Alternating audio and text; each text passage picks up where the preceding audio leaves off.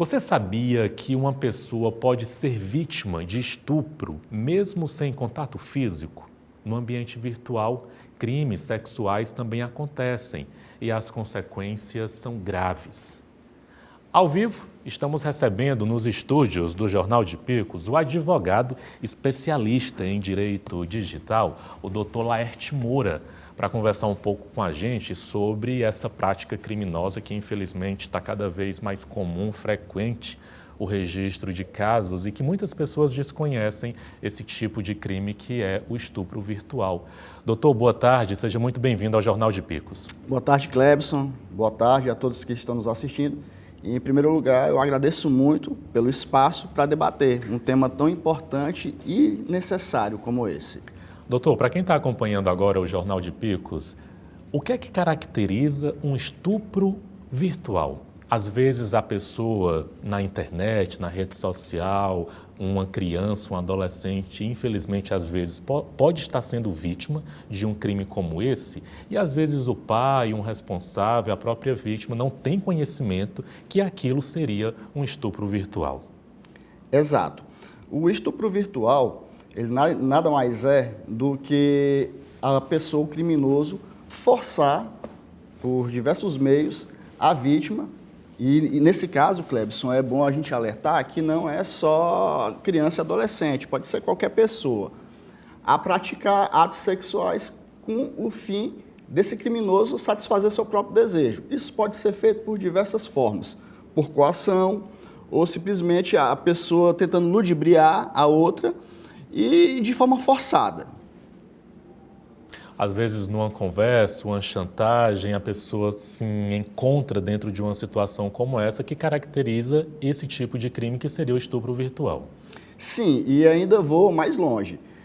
O estupro virtual, quando é praticado contra criança e adolescente, já é uma outra tipificação penal, é o estupro de vulnerável, e nesse caso não é necessário que a pessoa consinta.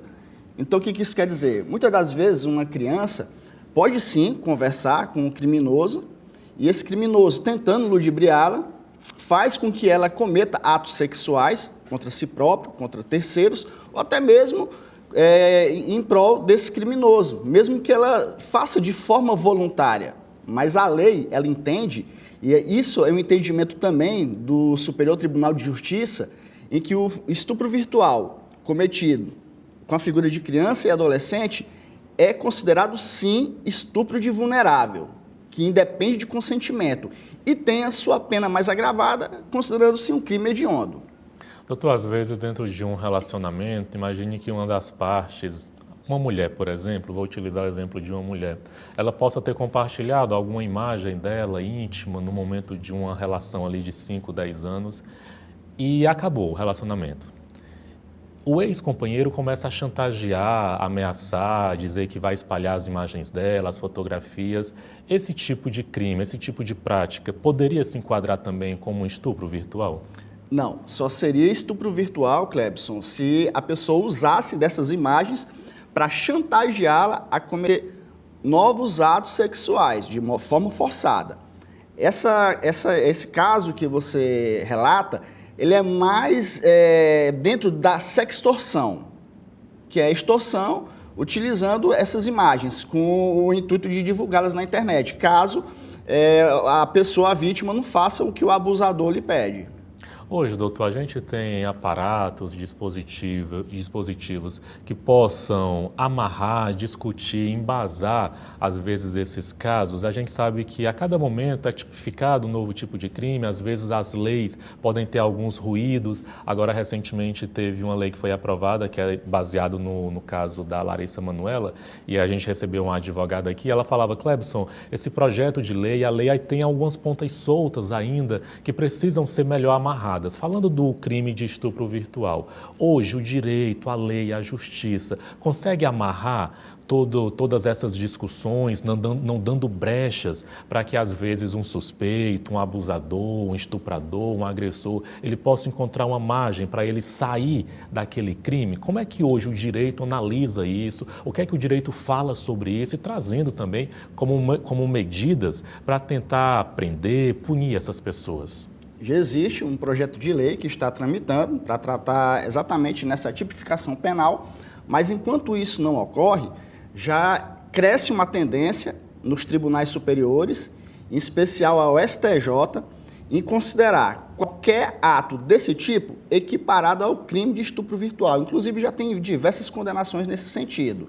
E é muito mais perigoso, porque quando é no caso de crianças e adolescentes, a pena pode se chegar até 20 anos, com um somatório de crimes. Porque o estupro virtual, ele não é um crime isolado. Para que ele aconteça, existe um concurso de crimes, existe um compartilhamento de informações, de imagens, de vídeos, de áudios, existe uma extorsão. Então, o somatório dessas penas pode sim agravar muito a situação do criminoso. É importante o senhor estar aqui, doutor, conversando com a gente, sendo especialista em direito virtual na internet, de trazer um alerta para os pais. A gente sabe que hoje em dia a gente encontra crianças, jovens, cada vez mais conectados muito cedo, com o aparelho de telefone celular, com o perfil nas redes sociais, tendo contato com o mundo inteiro e, às vezes, atrás de uma tela pode ter um agressor, um estuprador. É importante, cada vez mais, os pais, os responsáveis, ficarem vigilantes com o conteúdo que os filhos estão acessando, uma criança, um adolescente. Se o senhor pudesse agora trazer um alerta para um pai, uma mãe que está acompanhando agora o Jornal de Picos e tem um filho que tem acesso à internet, celular, computador, o que é que o senhor poderia falar para essa pessoa para que ela pudesse proteger, resguardar esse menor, essa criança em casa? Em primeiro lugar, sempre acolha, porque a culpa nunca é da criança. A culpa nunca é do adolescente, a culpa nunca é da mulher, tendo em vista que as principais vítimas são mulheres. Então, o que os pais têm que entender, e os cuidadores neste caso, é que jamais, sobre hipótese alguma, pode-se culpabilizar a criança, adolescente ou a mulher por ter caído neste tipo de crime, neste tipo de golpe. E o principal, tentar conhecer mecanismos de controle parental que existem na internet aí de forma abundante e uns até gratuitos. Então, em primeiro lugar, fazer esse acolhimento, essa escutativa e depois de tomar conhecimento, caso o filho tenha sido vítima desse tipo de golpe, coletar o maior número de provas, seja áudio, seja vídeo, seja, enfim, os dispositivos mesmo, tablet, celular, notebook, levar para a polícia. No caso, pode-se levar também diretamente à Polícia Federal, porque eles têm mecanismos de tecnologia capazes de rastrear os IPs e fazer aí uma investigação mais ostensiva. E o principal, que eu costumo falar, a prevenção. Os pais, hoje, é uma realidade, não só dos pais, mas também de toda a sociedade de um modo geral, e eu entendo esse assunto de hoje como extremamente relevante, porque isso não é algo que está só nos noticiários, isso faz parte do dia a dia de cada casa, né? De tentar conversar com os filhos, de tentar saber mais como, o que fazer, o que proceder quando acontece esse tipo de situação, jamais culpabilizando a figura da criança, do envolvido, mas tentando entender o que foi que aconteceu para poder que se chegasse nesse ponto. E os mecanismos de controle parental são essenciais. Agora, atualmente tem uma lei que proíbe o uso de celular nas escolas e dentro dessa mesma lei diz que as escolas, pais, são todos responsáveis e podem responder pela omissão. O que isso quer dizer? Dentro da própria organização pedagógica da escola, tem de se utilizar de meios para com que haja debates, cursos, palestras, oficinas com pessoais capacitados no assunto, para poder tentar entender e estudar os meios e os mecanismos para poder salvaguardar as crianças e os adolescentes. Doutor, digamos que eu esteja num contexto onde eu levanto uma suspeita, uma hipótese de que alguém muito próximo a mim esteja sendo vítima de um estupro virtual, mas eu não consegui reunir fotos, vídeos, mas eu tenho essa suspeita. Eu poderia, então, procurar, quem sabe, a delegacia. A gente sabe que aqui em Picos nós temos uma delegacia especializada à investigação de crimes que envolvam principalmente crianças. Infelizmente, não temos uma delegacia, um distrito policial, que investiga só crimes virtuais, crimes cibernéticos. Em Teresina a gente até que encontra, mas aqui, infelizmente, em Picos ainda não. Eu poderia, tenho a suspeita de que uma pessoa próxima a mim esteja sendo vítima de um estupro virtual. Eu posso acionar a polícia, levantar o máximo de informações que eu tenha e levar para o delegado, para a delegada, para quem sabe começar ali uma investigação, um monitoramento na internet, nas redes sociais, para quem sabe chegar ou comprovar que aquela pessoa está sendo vítima. Primeira porta, procurar a polícia, procurar a delegacia, fazer um boletim de ocorrência? Perfeitamente, porque uma vez que isso é considerado crime hediondo, qualquer pessoa da população, ao tomar conhecimento, ao desconfiar, isso pode se dar muito até pelo comportamento da vítima. A vítima do estupro virtual, criança, adolescente, mulher, ela começa a ter uma mudança drástica no seu comportamento.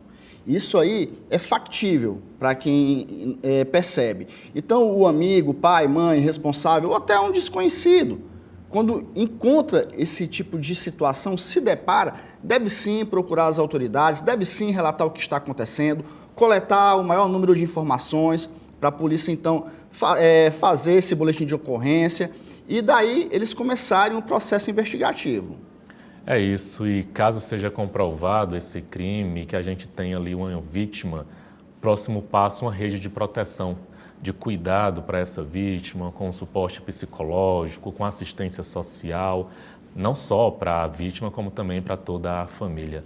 Nós conversamos com o Dr. Laerte Moura, advogado especialista em direito na internet, trazendo informações para a gente sobre o crime de estupro virtual. Doutor, queria agradecer a entrevista. Muito obrigado, Clebson, muito obrigado a todos que estão nos assistindo. E, mais uma vez, o recado final para os pais. Nunca culpem os seus filhos. Nunca transmita para eles uma responsabilidade que muitas das vezes poderia partir dos próprios pais. Tentem entender o contexto, acolha e leve para as autoridades competentes. Boa tarde. Importante. Boa tarde, doutor.